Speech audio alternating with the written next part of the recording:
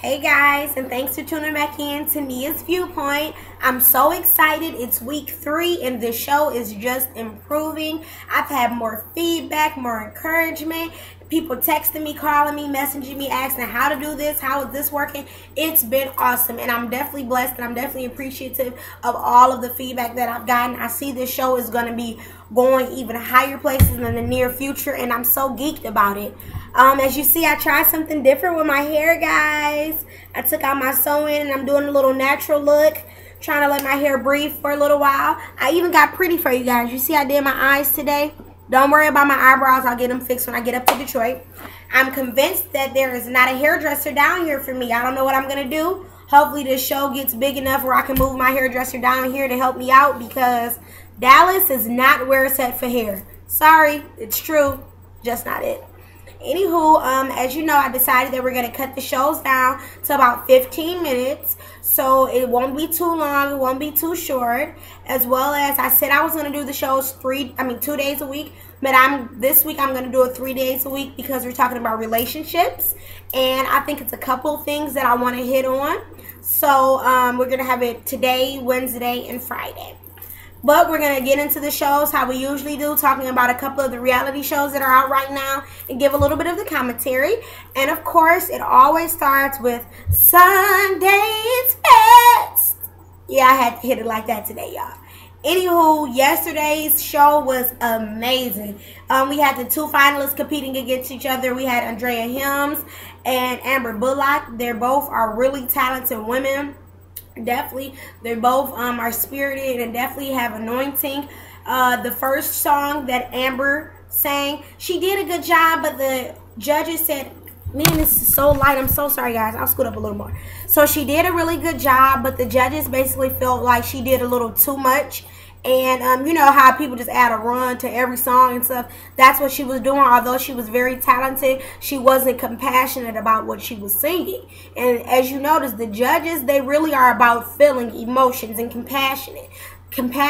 So she wasn't showing that in the first song, but Andrea Hims definitely did. She moved the crowd into the spirit. It was amazing. She didn't take him as far as she could have. I think if she was a little more trained, she could have took him a little farther, but it was definitely okay that she was still anointed, took him in the spirit. But I must say, Amber Bullock, she took the entire show over with her second song, For Every Mountain. Guys, this is a song that when I was little, I just knew I could sing it. I was in the car just with my headphones, learning the words, trying to sing every little note. And yeah, she definitely did a much better job than I did. I love her voice. It's so unique. It's like, it reminds me of Jasmine Sullivan, and she's one of my favorite singers. And I've always told people, if we had Jasmine Sullivan in gospel would be even hotter. So with Amber Bullock, doing that jazz style rendition with her voice, I think that's something that the gospel industry could definitely use. She tore the house down. She brought everybody in the spirit. I mean, the whole crowd went in. I was going in at the house. I called my mom. Imani picked up telling me that my mom's somewhere shouting and stuff. I'm like, this is amazing. Like, this lady is definitely touching people inside of their homes. And that's such a great gift, and it's such a great opportunity to be able to minister to people, thousands of people throughout the world, through the television. I think that's awesome. She definitely did a great job. I am convinced that Donnie McClurkin is addicted to the Holy Ghost. And that's a great addiction to have. I mean, you know, some of us are addicted to a couple other things that aren't so great. But he's definitely addicted to the Holy Ghost, because when you get him in that spirit, it's very difficult to get him out of it. And I love him for that. It makes the show much better. I'm definitely interested in seeing who wins next week. I definitely think with whoever it is, it's still a win-win situation, because the ladies are both great. They're both dynamic, and I'd be happy to see either one of them win. Moving right along to Basketball Wives of LA. It was the season premiere of that today, and of course, I was front and center watching it. It was different for me. I liked it. I liked the episode, but I think that the drama was just too ridiculous. It's your first episode. You guys are just meeting each other, and I do know, like I told you guys about Bad Girls Clubs. If you put a lot of women together under one household, yeah, it's gonna be some drama. But I don't believe that if you put a lot of grown women together in their first day meeting each other, they're fighting. I think that's absolutely ridiculous. I definitely think that was for show, definitely for TV. It's no reason Why grown women cannot sit down and have a drink, have some lunch without fighting. You guys don't even know each other well enough to fight. It was ridiculous. I'm definitely going to continue looking at it because that's just something I like to do. But I definitely like the first Basketball Wives better because this was kind of ridiculous. I looked at Lala's Full Court today, and I love that show. I told you guys last week about how great her relationship was with Kelly, and on the show today, it was Kelly's 30th birthday, so Lala wanted it to be great for her, and she took her to the gun range because that's something Kelly had never done before, and they had a pretty good time. But the thing that I thought was hilarious was she took Kelly to get a tattoo, and Lala had explained that Kelly always wanted a tattoo, but she was too nervous to get it, so she took her to get one. So Kelly was in there, she got Masterpiece right here, and I didn't know that Lala and Kelly were so close to Serena Williams, but they are. And Serena Williams came in to see Kelly get her tattoo. And she's like, Kelly, I can't believe you're getting a tattoo. Like, girl, what's wrong with you? And Kelly's like, shut up, Serena. And she's like, well, what are you getting? She's like, Masterpiece. And Serena asked her, well, why are you getting Masterpiece? So Kelly went into explaining that, well, in the Bible it says that God looks at all of us as his masterpieces. So I'm like, oh, that's cool. Like, Kelly, she got her back with that one. That's cool. Serena, just like a church girl, Serena says, while you were reading the Bible, did you happen to look at Leviticus where it said you shouldn't mark your body, this is your temple? And it was hilarious. And I knew that they had to have a good friendship because if anybody else would have just said that to Kelly or to anybody, I definitely think that they would have been a little offended. But Kelly's just like, shut up, Serena, get on out of here or whatever. And they all supported her. She looked like she had a really nice birthday and she enjoyed herself. So that was pretty cool. I definitely liked that show. I'm going to continue to look at it. It showed how Lala was having some struggles with her trying to become an actress.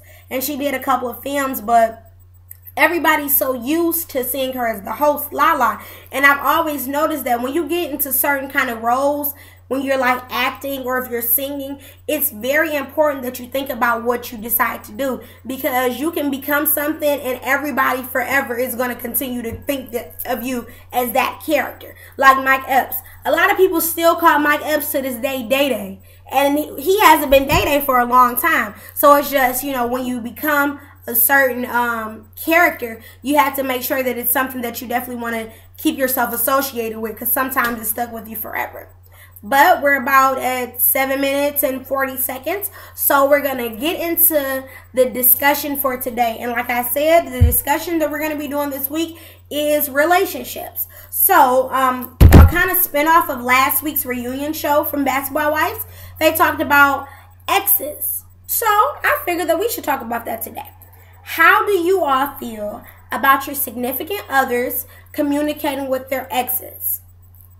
It's a serious question that I'm quite sure gets brought up in a lot of people's relationships. And I'm going to give you guys my viewpoint on it. And, of course, I want you guys to give the feedback, to give the commentary on what I'm saying so that on the next episode, we can discuss your comments and your feedback and get into the second relationship topic. So, basically, about exes. I am one person that is very sure of herself. I'm very sure. I'm very secure. I'm very confident in myself. So I'm not one of those jealous kind of people at all. I'm just not like that. I may have a couple trust issues when it comes to certain things, but I'm not really a bad person at all. And when it comes to exes, I'm kind of with it as, of course, if the person has a child by the ex, then you really can't say too much about it because it's a child in the midst. And I feel that if you knew that this person had a child when you got into the relationship, then you knew that it was a possibility of baby mama or baby daddy drama, whatever you want to call it. It was always that possibility. So you had the opportunity then to talk about it, discuss it in the beginning to see if it was something that you really wanted to get yourself into. Now, me and my situation, luckily, we don't have any baby mama drama, nor do we have baby daddy drama. So how I feel about exes is, like I said, I'm very secure, but it's like reading a book. You can read a really good book. What's the purpose of you going back to another chapter? The words are going to be the exact same in that chapter. Nothing has changed in that chapter. The perception you might get may have changed, but that brings me into relationships. If you think that you have to go into your past because you are inquisitive about something, then that means you should never moved on to the next chapter in the first place, because there was still some unfinished business that you needed to handle. So I personally think if you're going to be fair to the next person that you're with, make sure that the last relationship that you were in was completely over. It's fair to yourself, it's fair to that person, and it's fair to the person that you're going to start a new relationship with. What's the purpose of me reading a book backwards? It's no purpose. And what's the purpose of me reading something over and over and over and it doesn't change? I'm not saying that people don't change, but obviously it was a reason why you're not with this person anyways, correct?